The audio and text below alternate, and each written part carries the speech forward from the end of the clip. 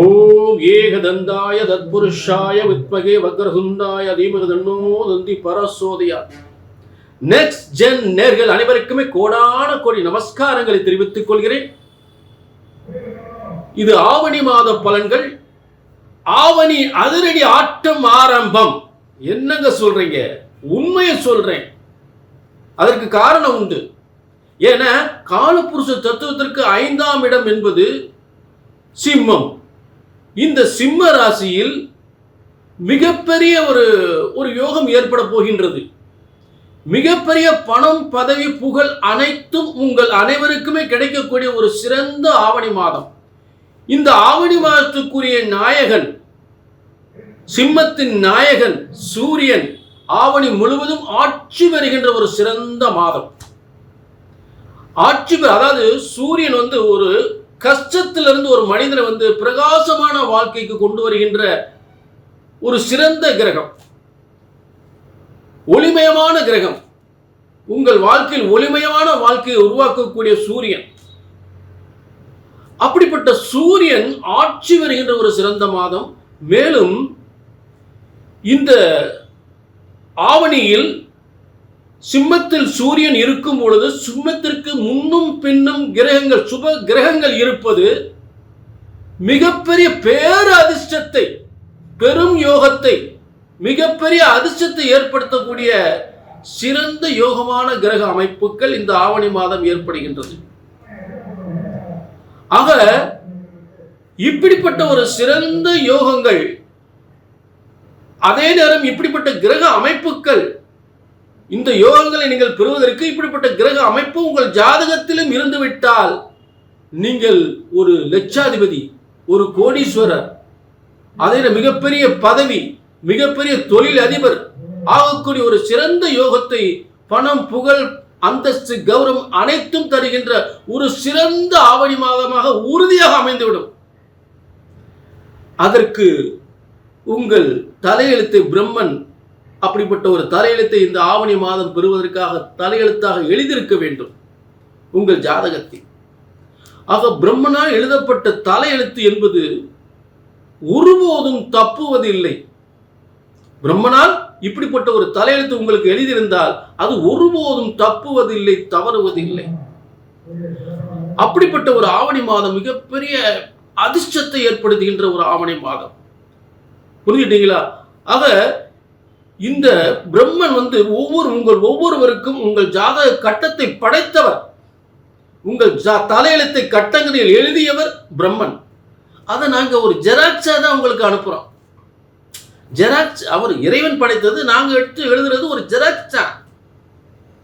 ஆக உண்மையான தலையெழுத்து பிரம்மனுடைய தலையெழுத்தை நீங்கள் இப்படித்தான் உலகத்தில் வாழப் போகிறீர்கள், இதை சாதிக்க போகிறீர்கள், இப்படிப்பட்ட பதவி உங்களுக்கு கிடைக்க போகிறது, இப்படிப்பட்ட திருமண வாழ்க்கை ஏற்பட போகின்றது, இப்படிப்பட்ட ஒரு நல்ல மனம் நிறைந்த மனசுக்கு பிடிச்ச லவ் மேரேஜ் ஆக போகின்றது என்பதெல்லாம் ஆவணியில் சுபகாரியங்கள்லாம் அனைத்தும் ஏற்படுகின்ற ஒரு சிறந்த மாதம் அல்லவா?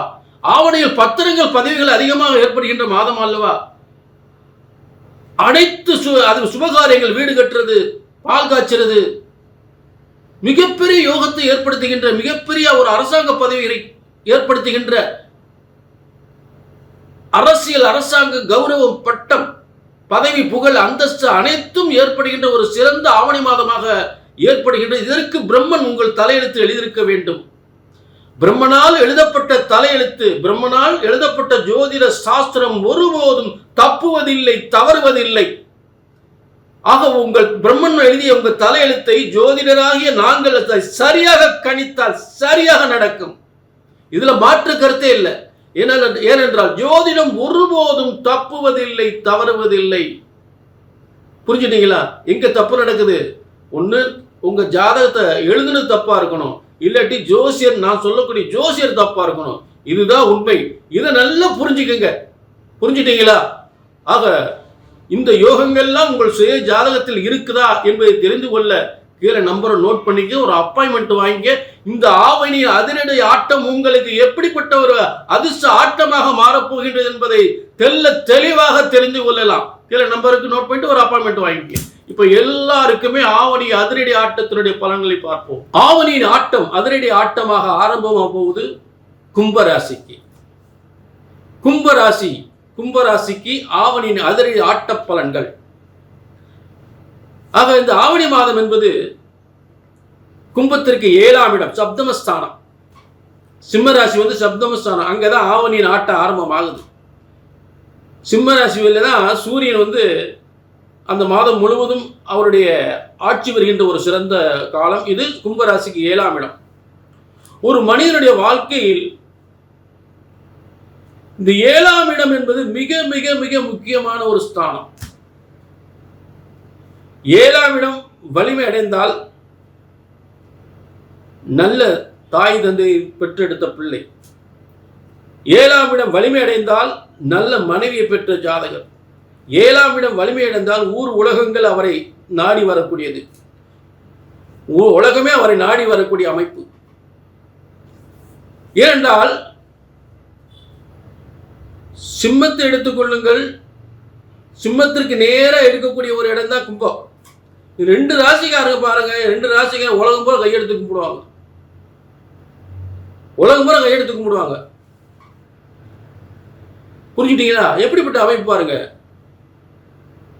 ஆக இந்த பொதுவாக சிம்மராசிலையும் கும்பத்திலையும் கிரகங்கள் அமைந்து விட்டால் ராஜயோக வாழ்க்கை,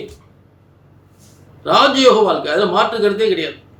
ஏற்கனவே கும்பத்தில் ராகு உட்கார்ந்து பல லட்சங்களுக்கும் பல கோடிகளுக்கும் லட்சாதிபதியாக கோடீஸ்வரன் ஆகிக்கிட்டே இருக்கு. சிலருக்கு இதில் கஷ்டத்தை கொடுத்துருக்கலாம், அது சுய ஜாதகத்தில் ஏதாவது தசாபதிகள் மாறி இருக்கு. ஆனால் கும்பத்தில் இந்த மாதிரி ராகு இருந்தால் லட்சாதிபதியாக கோடீஸ்வரனாக சொத்துக்களை கொடுத்தே தீரும். இப்ப இந்த சூரியனுக்கு முன்னும் பின்னும் சுபகிரகங்கள் இருக்கக்கூடிய ஒரு சிறந்த ஆவணி மாதம். இந்த ஆவணி மாதத்தில் தொழில் யோகங்கள், வருமான யோகங்கள், அரசியல் அரசாங்க யோகங்கள், வியாபாரம் விருத்தி, வருமானம் முன்னேற்றம், பதவி புகழ் அந்தஸ்து அனைத்தும் கிடைக்கக்கூடிய ஒரு சிறந்த மாதமாக அமைந்து விடுகிறது.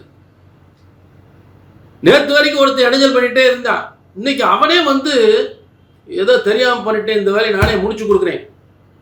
அப்போ 7ஆம் இடம் அந்த கூட்டு ஸ்தானத்தை விருதி செய்யுது.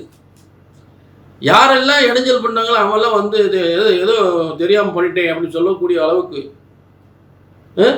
உலகமே உங்களை நாடி வரக்கூடிய ஒரு சிறந்த அமைப்பு, உலக வெற்றி அடையக்கூடிய சிறந்த அமைப்பு, உலக பிரபலங்களாக ஆகக்கூடிய அமைப்பு இந்த கும்பராசிக்கு உண்டு. அவங்க செய்யக்கூடிய தொழில உலக பிரபலமாகும், உலக அளவில் பிரபலமாகும், நாடளவில் பிரபலமாகும்.